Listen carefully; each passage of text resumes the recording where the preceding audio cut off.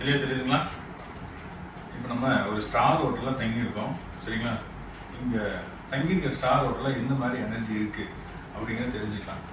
ஏன் அப்படின்னா, ஒரு வாஸ்து குறைபாடு இருக்குது அப்படின்னா அங்கே நம்ம தங்கும்போது நமக்கு வந்து உடம்பு வந்து கெட்டு போகும், குடும்ப வாழ்க்கை கெட்டு போகும், வருமானம் இருக்காது, பிள்ளைங்களுக்கெல்லாம் சிரமம், கணவன் மனைவிக்குள்ள ஒற்றுமை இருக்காது அப்படின்னு நம்ம ஒவ்வொரு விதத்தில் வாஸ்து குறைபாடு சொல்கிறோம் இல்லைங்களா? இப்போ இந்த வாசல் எப்படின்னு கேட்டிங்கன்னா, கிழக்கு பக்கம் இந்த ரூம் பார்த்தீங்கன்னா கிழக்கு பார்த்தது, அதில் கிழக்கு அக்னியில் கொண்டு வந்து என்ட்ரன்ஸ் கொடுத்துருக்குறாங்க. ஈசானியத்தில் பார்த்தீங்கன்னா டாய்லெட் கொடுத்துருக்குறாங்க.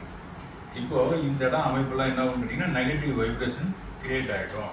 இந்த நெகட்டிவ் வைப்ரேஷன் கிரியேட் ஆகிட்டு அது உண்மைதான் அப்படின்னு காமிச்சு கொடுக்குறது தான் இந்த ஆர்எஸ்எஸோட அமைப்பு, சரிங்களா? இப்போ இங்கே பாசிட்டிவ் போட்டிருக்கோம். பொதுவாக இந்த ரூமில் வந்து பாசிட்டிவ் அப்படின்னா ஓப்பன் ஆகி காட்டணும். எந்த அளவுக்கு ஓப்பன் ஆகுதுன்னு நீங்களே பாருங்கள். இப்போ வடக்கு பார்த்து நிற்கிறோம், கொஞ்சம் கூட ஓப்பன் ஆகலை. இப்போ மேற்கு பார்த்து நிற்கிறோம், கொஞ்சமாக ஓப்பன் ஆகலை. தெற்கு பார்த்து நிற்கிறோம், அங்கேயும் ஓப்பன் ஆகலை. கிழக்கு பார்த்து நிற்கிறோம், அதுலேயும் ஓப்பன் ஆகலை. சரியா? அப்போ என்ன, பாசிட்டிவ் கொஞ்சம் கூட இல்லைன்னு அர்த்தம். இப்போ இதுவே பாருங்க, கம்மியான நெகட்டிவ். இது என்னன்னு சொல்லுவோம்னா -IR அப்படின்னு சொல்லுவோம். இந்த -IR அப்படிங்கிறதுல கம்மியான நெகட்டிவ் இருக்கு அப்படின்னா இது எந்த அளவுக்கு ஓப்பன் ஆகி காட்டும். இது காட்டுச்சுன்னா எந்த அளவுக்கு இருக்கு அப்படிங்கிறது தெரிஞ்சுக்கலாம். பாருங்க,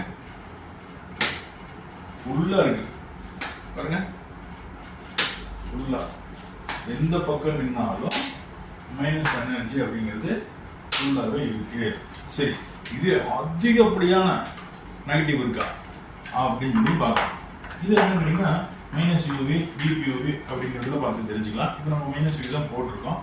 இப்போ வடக்கு பார்த்து நிற்கிறேன், எந்த அளவுக்கு இருக்குதுங்க, ஃபுல்லாக இருக்கு. இப்போ இந்த மாதிரி நெகட்டிவ் எனர்ஜி அதிகமாக இருக்கக்கூடிய இடத்துல வந்து நம்ம தூங்கும்போது, நம்ம ஒரு நாள் முழுக்க இருக்கணும்னு வச்சுக்கலாம், 24 மணி நேரம் இருக்கும் அப்படின்னா நம்ம உடம்புல இருக்கக்கூடிய சக்கரங்கள் பாதிக்கப்படும், நமக்குமே ஒரு டிப்ரெஷன் ஏற்படுத்தும், ஸ்ட்ரெஸ்ஸை கொடுக்கும். அப்புறம் பார்த்தீங்கன்னா நம்ம ஆல்ரெடி ஒரு எதுனா நோயினால் பாதிக்க அடைஞ்சிருக்காங்கன்னு வச்சுக்கோங்களேன், அப்போ வந்து ரொம்பவுமே பாதிப்பு அப்படிங்கிறது கொடுக்கும். இப்போ இந்த இடத்துல நெகட்டிவ் எனர்ஜி உருவானதுக்காக இருக்கு அப்படிங்கிறத பார்த்துட்டோம். இந்த ஜியோ லைன் இருக்கா அப்படிங்கிறது நம்ம பார்த்துருவோம், சரிங்களா? பாருங்க, இது மேற்கு, இது தெற்கு. இந்த கிராஸ்ல இங்கிருந்து வரும் ஜியோ லைனு, மேற்குல இருந்து இங்கிருந்து இந்த லைனுக்குள்ள வரலாம், சரிங்களா? இப்ப இங்கிருந்து இருக்கா அப்படிங்கிறத தெரிஞ்சுக்கலாம்.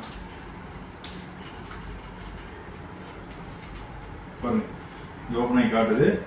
அப்ப இந்த இடத்துல ஒரு ஜியோ லைன் இருக்கு. அடுத்து பாருங்க, இது ரெண்டாவது, இது மூணாவது. அப்ப இந்த ஒரு ரூம்குள்ளேயே 4 இருக்கு. இந்த ஒரு ரூம்குள்ளேயே 4 இடத்துல ஓப்பன் ஆகுது.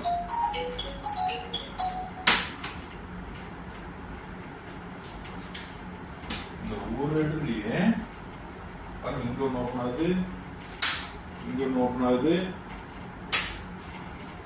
இங்க ஒன்று ஓப்பன் ஆகுது. க்ளோஸ் பண்ணிக்கிறேன், மறுபடியும் பாருங்க, இங்க ஒன்று தள்ளி விடும். அப்ப 4 லைன் இருக்குது அப்படிங்கும்போது இது வந்து ரொம்ப இத்தினோட சின்ன ரூம்ல 4 லைன் இருக்கு. எப்படிங்க, தெற்கு இருந்து வர்றது, சவுத்துல இருந்து வர்றது, இது மேற்கு இருந்து வருதா அப்படிங்கிறது பார்ப்போம். அதாவது வெஸ்ட்ல இருந்து வருதாங்கிறது பார்ப்போம்.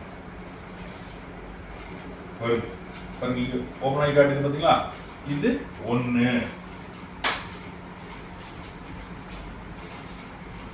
இது 2. என்ன அப்படியே ஃபுல்லா வந்து அது முக்கியே காட்டும், சரிங்களா? ஆனா நம்ம முக்கிய வரோம், 2 வரோம், 2 லைன் முடிஞ்சு. இங்க 3. அப்பப்பா பாருங்க,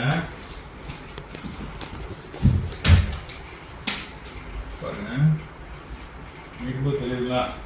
தெரியுதுங்களா? இங்க பெட்டில் தான் படுக்கிறாங்க அப்படின்னா புதுசு முன்னாடி வந்து ஒரு 2 இங்கே இருந்தாங்கன்னு வச்சுங்க, அவ்வளோதான், எடுத்துட்டு போயிடுவாங்க. 1 2 3. அப்போ மேற்குல இருந்து 3, அதாவது வெஸ்ட்ல இருந்து 3, சவுத்ல இருந்து 4. அப்போ பார்த்துக்குங்க. நீங்களும் ஒரு மனக்கண்ணால் ஒரு கோடு போட்டுக்குங்க.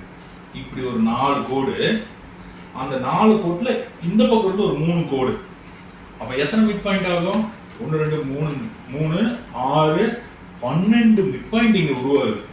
அதாவது சேரக்கூடியது 12 மிட் பாயிண்ட், அதாவது மீட் பண்ணக்கூடிய இடம். இந்த 12 மிட் பாயிண்ட் அப்படிங்கும்போது இதுக்குள்ள எந்த அளவுக்கு எனர்ஜி இருக்குன்னு கேட்டீங்கன்னா ரொம்ப ரொம்ப அதிகப்படியான நெகட்டிவ் கிரியேட் ஆகிட்டு இருக்கு. 1 மாசம் தொடர்ந்து இந்த ரூம்ல இருந்தாங்க. இது ஒரு வீடா இருந்து இந்த பெட்ரூம்ல 1 மாசம் இருந்தாங்க அப்படின்னு சொன்னாங்களே, அவ்வளவுதான், உடல்நிலை ரொம்ப பாதிப்பாயிடும். என்ன சொல்லலாம், திடீர்னு ஒரு ஹார்ட் அட்டாக் வர்றதுக்கும் வாய்ப்பு உருவாகும். ரொம்ப ரத்தத்தை கெடுக்கும். அப்படியே கேன்சர் உருவாகிறதுக்கும் வாய்ப்பு உருவாகும்.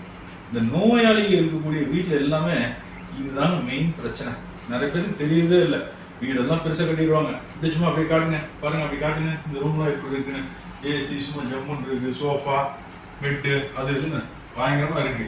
ஆனா இந்த மாதிரி இடத்துல இருக்கிறாங்க அப்படின்னு சும்மா பந்தாக்காக இருந்தால் மட்டும் பார்த்தாது. நம்ம உடல் ஆரோக்கியம் அப்படிங்கிறது ரொம்ப ரொம்ப நமக்கு முக்கியம். சரிங்களா? இதை இந்த இடத்துல இருக்கக்கூடிய இந்த நெகட்டிவ் எனர்ஜி எல்லாம் க்ளோஸ் பண்ணிட்டோம் அப்படின்னா பாசிட்டிவ் கண்டிப்பாக வந்துடும். அதுக்காக செவுத்து உடைக்கணும், அந்த வாசலை மாற்றணும், இந்த வாசலை மாற்றணும் அப்படின்னு பண்ண முடிஞ்சா பண்ணலாம். அப்படி இல்லை அப்படிங்கிற முடியாத பட்சத்துக்கு என்ன பண்ணணும்னு கேட்டிங்கன்னா இந்த நெகட்டிவ் எனர்ஜியை போக்குறதுக்கான வழி என்னவோ அதை செய்யணும். சரிங்களா? இந்த வீடியோ பார்த்துட்டு இருக்க அனைவருக்குமே என்னோட தாழ்மையான கருத்துக்கள் என்னன்னு சொன்னீங்கன்னா, நோய் அப்படிங்கிறது நம்ம உடம்புல எதுனா ஒரு சக்கரா கெட்டா மட்டும்தான் அந்த சக்கரா சம்பந்தப்பட்ட நோய் உருவாகும் அப்படிங்கிறது தெரிஞ்சுக்கங்க. இதுலேயே என்னோட மொபைல் நம்பர் வரும். யாருக்காவது எதாவது சந்தேகம் அப்படின்னு எனக்கு கால் பண்ணுங்க. என்னை வீட்டுக்கு வர வச்சு பார்க்கணும், உங்கள் வீட்லேயும் இதே மாதிரி ஆர்எஸ் ஸ்கேனை செக் பண்ணணும் அப்படிங்கிற மாதிரி இருந்தால் தாராளமாக கூப்பிடுங்க. அனைவருக்கும் வாழ்த்துக்கள். வாழ்க வளமுடன்.